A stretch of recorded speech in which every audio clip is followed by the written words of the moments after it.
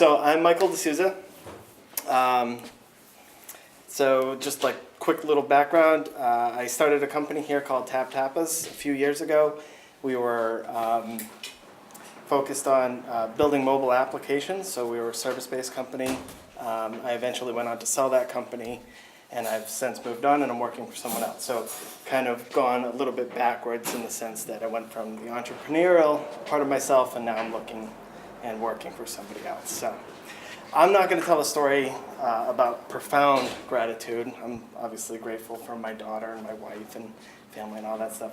And tell a story about just a moment in something that happened to me where it was just pure gratitude. Right? It's just a moment to be super, super grateful. So I went to college, like I think a lot of people do, with not a ton of ideas what I would do post-graduation. I just knew that it was a good idea. And in doing so, I focused on business administration because I said, well, shit, that is widely applicable. Why not, right? And I'd always been pretty entrepreneurial.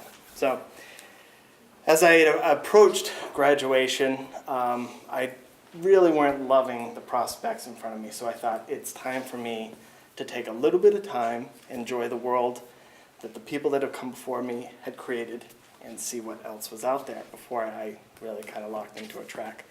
So I hit the road.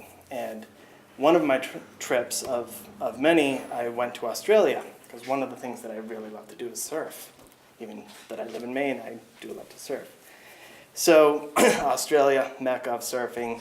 If you go there, you will see cars with surfboards strapped to the top, and people of all walks of life, right? Just looking for the moment to get out into the water. I remember seeing a carpenter with his work truck and several boards on there, right? And then quickly darting off to the beach to go surf. Or a 90-year-old woman, I swear she must have been 90, barely able to drag the board to the water, but she would still go surf. And that was compelling to me to be a part of that culture. So I head out into the water, and I'm out there, and it's such a beautiful day. But I'm not the strongest surfer by local standards, right? You've got people that are throwing down like you see in videos and magazines. So I gravitate away from them. I don't want to get in their way. I just want to, enjoy the day, the beautiful water, the beautiful weather. And I'm out there, and I'm paddling around, getting thrashed around a little bit. And there's a moment where just off in the horizon, I can see a set building. It's getting bigger and bigger. And these things look like drive-in movie screens when you're laying on your belly and it's just that far out. And so you start and you scramble and you're heading out for it and you're going to catch this wave because you've got to get far enough out so that you're beyond that break point. And then it happened. About 25 feet from me, give or take, I see a dorsal fin come up out of the water and scan right in front of me. And I think, holy, are you kidding me? This is my biggest fear. Everyone's fear. Like if you're in the water, there's nothing but dark below you. You've got clouds passing overhead, making giant shadows, and those shadows in your mind become something that is no doubt going to come up and eat you. Well, now I've got proof. There is a dorsal fin that just scanned in front of me, and that is something that's going to come eat me. And I think, oh shit. What do I do? So my mind's racing to the magazine that I had read a week earlier about the things to do. Like, okay, get my extremities up on that board. Okay, don't put them in the water. Okay, but shit, now I'm just bait, right? I cannot just stay right here. So I've got to turn around. So slowly, one hand out, come back, still there, good.